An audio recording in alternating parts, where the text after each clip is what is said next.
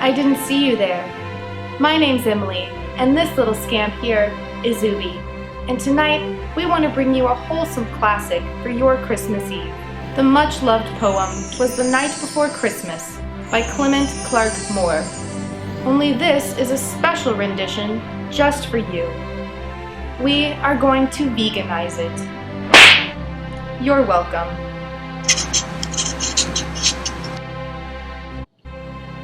'Twas the night before Christmas, when all through the house not a creature was harmed, not even a mouse. The stockings were hung by the chimney with care, in hope that St. Nicholas would soon be there.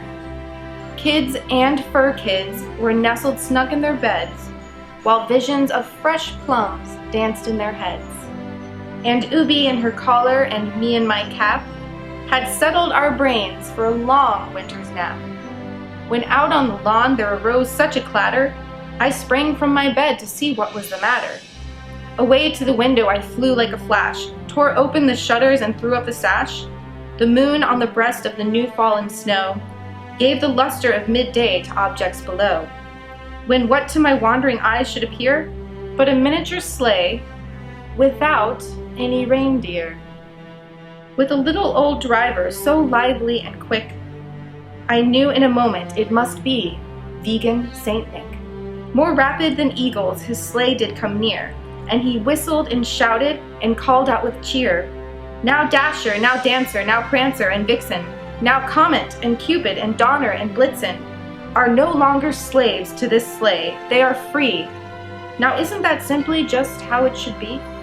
As dry leaves that before the wild hurricanes fly, when they meet an obstacle mount to the sky, so up to the housetop the coursers he flew, with the sleigh full of toys, and vegan St. Nicholas too.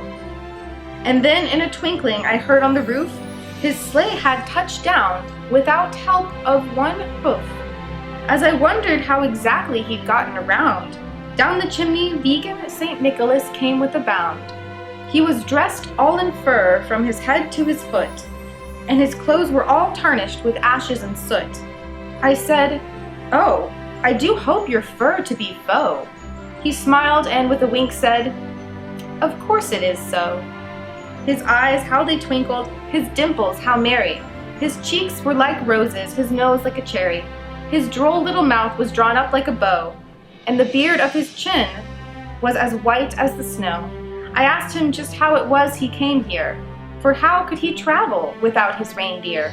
He smiled once again and gave me a nod. The fact I ever used deer strikes me as quite odd. If I can bring gifts to the whole world in one night, then certainly I can achieve reindeer-less flight. For when work like mine is built on such magic, the use of other beings is nothing but tragic.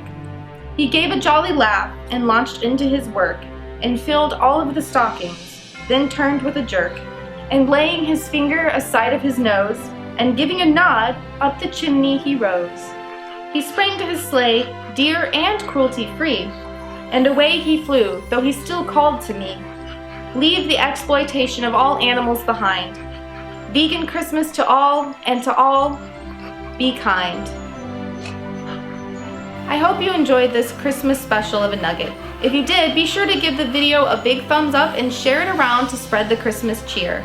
If you're new to Bite Size Vegan, be sure to hit that big red subscribe button down there for more awesome vegan content every Monday, Wednesday, and some Fridays.